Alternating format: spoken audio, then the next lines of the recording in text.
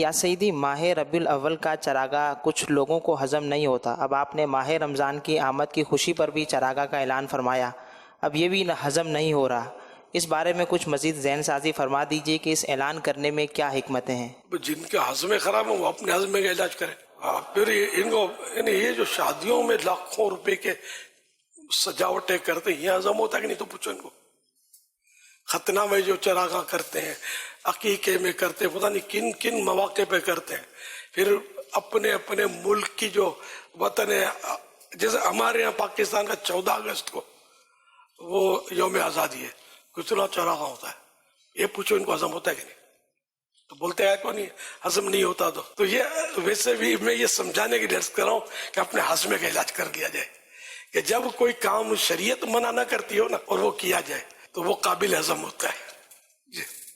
تو اب اگر کسی کو نہیں ہوتا تو اس کا اپنا ہضمہ خراب ہے۔ تو بہرحال یہ کہ ویسے ہم نے ایجاد نہیں کی رمضان المبارک کی روشنی، رمضان المبارک کی یہ روشنی جو ہے نا، ویسے تو عرب دنیا میں تو پتہ نہیں برسوں سے ہو رہی ہے۔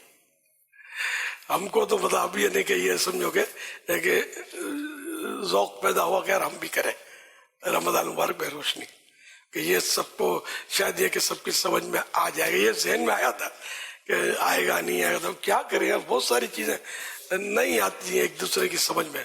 تو میں نے وہ آپ کو فارمولہ بتا دیا نا کہ اگر شریعت اس کی اجازت دیتی ہے، اس کے باوجود کسی کو وہ بات ہضم نہیں ہوتی تو یہ اپنے ہضمے کا علاج کرے، اس چیز کو غلط نہیں کہہ سکتے۔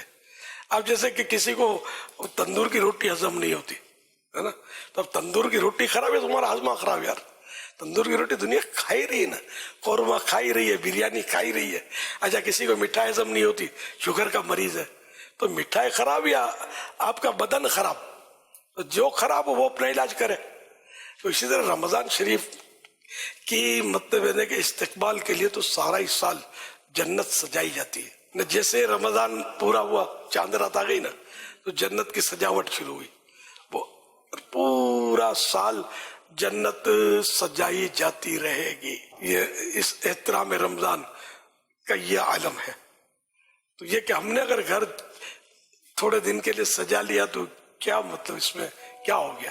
حضور یہ اظہر اور مصر وغیرہ کے جو دارالفتہ وغیرہ ہیں، وہاں سے بھی اور مختلف جگہ سے اگر ہم دیکھیں نا، 358 ہجری میں فانوس کے تعلق سے کوئی تحقیق کے بعد سامنے آئے کہ ماہ رمضان کے لیے مصری جو مسلمان ہوتے تھے یہ باقاعدہ ماہ رمضان کی آمد کی خوشی میں فانوس کو استعمال کرتے تھے، جیسے قندیلیں، اور ہم جیسے یہ جمر وغیرہ کو ہم لیتے ہیں۔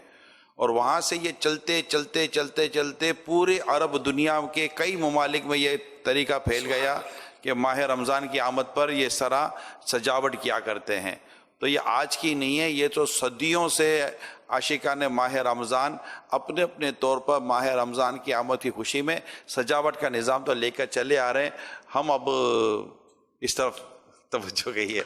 تراویح میں جو فاروق اعظم نے جو رونق کی تو اس پر مولا علی گزرے تھے، اور مولا علی شیر خدا نے دعا فرمائی تھی اللہ تعالی عمر کی قبر روشن کرے گا، انہوں نے ہماری مسجد روشن کی۔ کیا حرج ہے اس میں یار، کیا تکلیف ہے؟ حضرت علی کا ارشاد ہضم ہوا کہ نہیں ہوا؟ کہ بعضوں کا ہضمہ اتنا خراب ہوتا ہوگا کہ یہ بھی ہضم نہیں ہوتا ہوگا۔ کرے تو کیا کرے، جائیں تو جائیں کہاں؟ مدینے۔ صلو علی الحبیب صلی اللہ علیہ